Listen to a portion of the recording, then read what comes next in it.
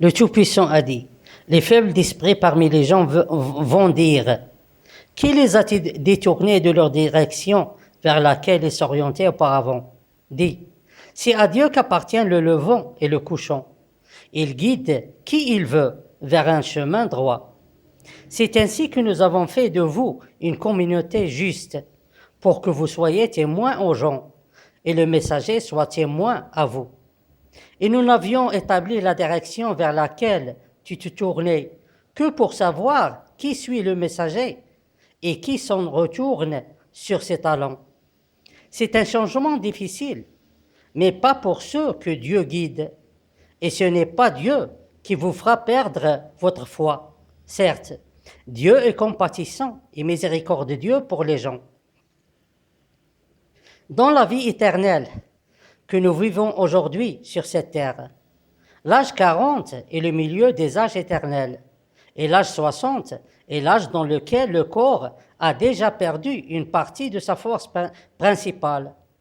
Et puisque la force principale du corps humain ne doit jamais diminuer dans la vie éternelle, et puisque le compte des âges se fait par la décennie, qui est 10 ans, alors c'est évident que le plus grand âge éternel est l'âge 50, et c'est l'âge du couchant, où le retour commence.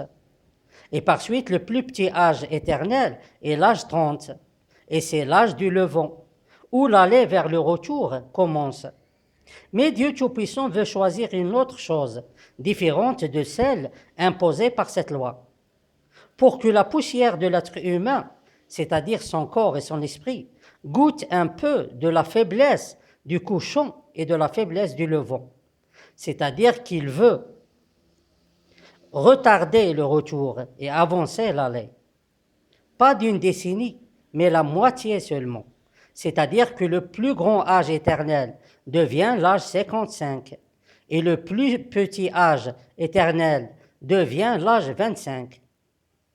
Il se peut que l'âge 55 est un grand âge et dans lequel la poussière de l'être humain peut perdre beaucoup de sa force. Mais nous sommes toujours au début de l'éternité et le corps humain doit expérimenter cet âge et goûter un peu de la vieillesse pour bien sentir le changement pendant le retour. Donc, et comme conclusion, le plus petit âge éternel est exactement l'âge 25 pour tous les croyants qui croient en Dieu Tout-Puissant, unique et son associé et à son message. Tous et sans exception, y compris les honorables messagers de Dieu. Tandis que le plus grand âge éternel est exactement l'âge 55 pour tous les croyants, y compris les honorables messagers de Dieu. C'est ainsi que les croyants seront connus. Les femmes sont eux aussi des humains, que Dieu Tout-Puissant les a créés, tout comme les hommes. Mais leur poussière est différente de la poussière des hommes.